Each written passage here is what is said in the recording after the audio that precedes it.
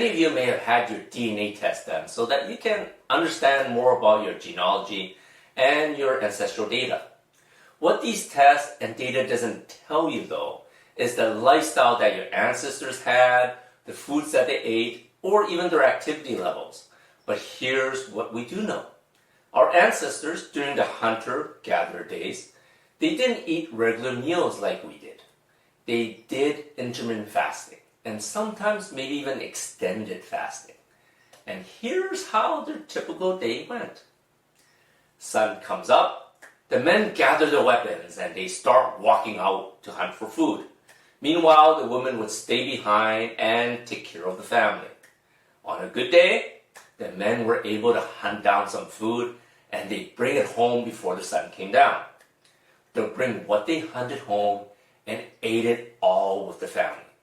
So it's in a good scenario, our ancestors ate one meal a day, and it's a big deal, right? Because they didn't have a refrigerator or freezer. They didn't pickle or preserve things, so they ate the whole thing from nose to tail. Now, on a not so lucky day, the men would go out for an entire day without finding anything at all. Sun comes down, the men would stay out, they'll rest, and they'll wait for the sun to come out back up the next day so they can go hunting again. Sometimes they may find something small like a little rabbit and they'll just eat it along the way. Meanwhile, the women back at home, well, they're fasting for at least a day, if not more. And the men won't return until they found food. And sometimes that may take 2 to 3 days, right?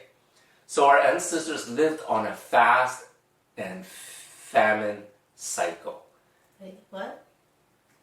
So our ancestors lived on a feast and fast cycle. They practiced fasting regularly. So what happened to us?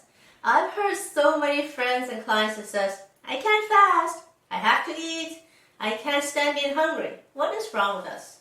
We got spoiled. Living in the world today, we have an abundance of food. We can literally eat 24 hours a day if we wanted to. Unlike our ancient ancestors who had periods of feast and famine.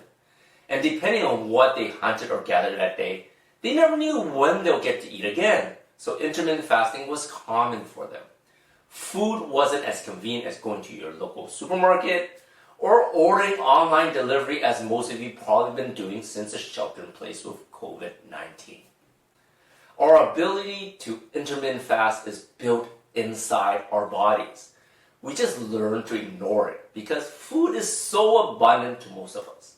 But recently, intermittent fasting has regained its popularity because of the many great benefits it has, such as reducing free radical damage, chronic inflammation, and helping your body regenerate itself. Pretty cool.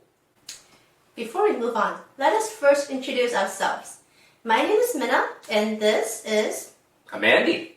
And we're the Foolish Couple. You are watching our blog series on boosting your immune system. Now, we created this special series just for you because of the current situation that we are in. The spread of the COVID virus, the pandemic, and our shelter-in-place order. Now, this is the last video of our 7-part series. Just a quick recap. We started off the immune boosting series by first talking about metabolic efficiency. If you don't know what it is, make sure you follow the link and go back and watch that video. And then we talked about how our fears and anxiety actually weakens our immunity and makes us more susceptible to illnesses, and how you can overcome your fear, especially right now.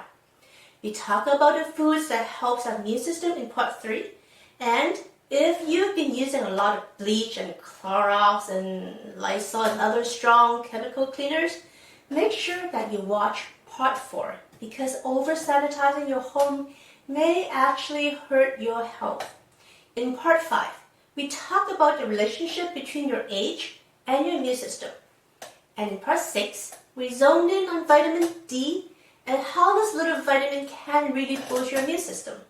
And to wrap it all up, today in part 7, we're going to talk about this amazing new discovery, which is also actually our ancestral wisdom, which can really boost our immune system. Now, if you're a pet owner like us, Have you ever noticed that when your baby, meaning your cat or dog, is not feeling well, they will stop eating and just seem to lay around a lot? This doesn't mean that they're sick and they're going to pass away. On the contrary, they have a primal instinct to prioritize their energy usage to boost the immune system and to fight off infection. The interesting thing is, it actually takes a lot of energy to digest the food that you just ate. So for pets, they instinctively know to conserve the energy to fight off their ailments and infections rather than just using it to burn off the food.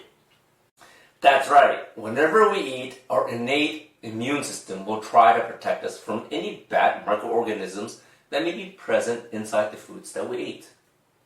It activates white blood cells to ward off any bad stuff that was present in the foods we ate.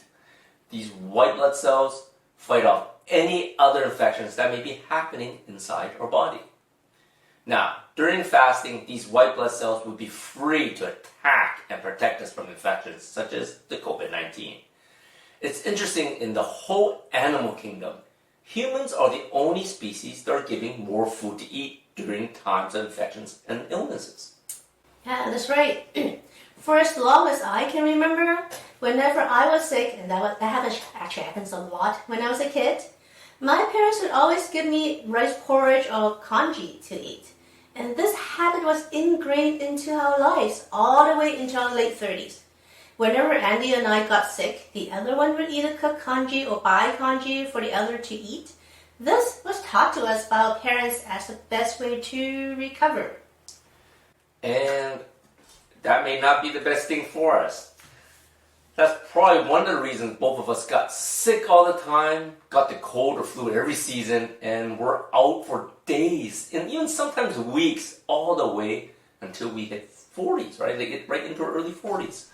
We're literally fed lies that didn't help us recover faster, but may have even damaged our health over time in the long run. Looking back for the first 40 years of our lives, the diet we ate was more or less modeled after what our parents ate, or what most Chinese families eat today. And it really wasn't one that was meant for health, or more importantly, longevity. Congee, after all, is essentially rice boiled down in water till it became this thick like porridge. And white rice is pretty high on the glycemic scale, and it will spike your blood sugars after eating it. And remember in an earlier episode, higher blood sugar actually lowers your immune system. So your body may feel more comfortable with the congee in your belly, but in essence, it is lowering your immune system with the spike in sugar, and it's also wasting precious energy your body can be using to heal itself. We've already talked about how energy can be used to boost your immune system rather than digesting food as a way fasting helps your immune system. Now let's take a look at other ways how water fasting can help with your immune system. It helps flush out bad microorganisms that may be in your gut. It stimulates cellular autophagy. It speeds up and improves genetic repair, improves your insulin sensitivity and boosts ketones, and reduces resting heart rate and blood pressure. So tell us what autophagy is and why it is so important for cellular repair and boosting the immune system. Your body is constantly trying to make new cells, but it does not break down old damaged cells or abnormally developed cells fast enough, nor often enough. That's why we age and why we can get autoimmune diseases and maybe even cancer over time from all these old and abnormal cells that build up inside our bodies. Autophagy is a fundamental process at the cellular level that breaks down old, damaged cells and abnormal cells to recycle them for energy, for repairing damage, to store and rejuvenate your cells. However, autophagy works best during periods of intermittent fasting. And since we have an endless supply of food, most of us are not doing intermittent fasting to allow autophagy to happen. Since everyone is a bio individual, autophagy works at different rates. For some, intermittent fasting of 12 hours may stimulate autophagy, but research shows that autophagy usually happens after 16 to 24-hour fast for most people. depending on how high their insulin levels or blood sugars are. Once again, eating that congee definitely is not going to help your body lower insulin and boost autophagy. So, if you haven't tried intermittent fasting or water fasting yet, it really isn't that hard to do. Most of you may already be doing it without even knowing it. We suggest that everyone start with a 12-12 intermittent fast, meaning that you eat your meals in a 12-hour window and then don't eat for the other 12-hour window. For example, your last meal of the day will be at 8 p.m., and that includes all the snacking, and you don't eat again until it is 8 a.m. the next day. If you are not already doing this, I suggest you start now. You will notice that you have better energy, and if you're already doing this, we suggest you try a 16-8 intermittent fast. This means it's eating in an 8-hour window for all your meals and fast for the 16 hours. For example, your last meal at 8 p.m. and your breakfast the next day would start at 12 p.m. or maybe actually lunchtime. This is a little bit harder, meaning you actually have to skip breakfast, but it will give you a better chance to activate autophagy and boost your immune system. There's some really crazy benefits to your body when you intermittent fast for longer periods of time, such as boosting insulin density to reduce symptoms of type 2 diabetes, naturally lowering your blood pressure, starving cancer cells, regenerating your own stem cells to look and feel easily 10-15 younger than your actual age. Those are some pretty amazing benefits. And if you're interested in learning more, join us for our intermittent fasting video series. You can sign up for that video series here. Over 3 days, you'll learn all there is to know about intermittent fasting and why you need to start doing it now. Sign up now. We hope you enjoyed our Boosting Your Immunity series, and if you missed any of the episodes, make sure you watch them and get our free gifts. Download our free metabolic efficiency list, and also learn about how our digestive health is important to your immune system in our free Gut Matters ebook, and how chronic inflammation in your cells can cause you to be immunocompromised in our free webinar and the links provided. As we close our Boosting Your Immunity series, we hope everyone is doing everything they can to take care of themselves to boost not only immunity, but your health. Sometimes it takes something like a pandemic to wake us up that we're not as healthy as we think we are. It is never too late to change that, to start your journey to better health today. So book your first free first consultation and sign up for our upcoming intermittent fasting video series now to repair damaged cells and regrow new ones to boost your health and immunity. Sign up now. Until next time, love what you live and live what you love.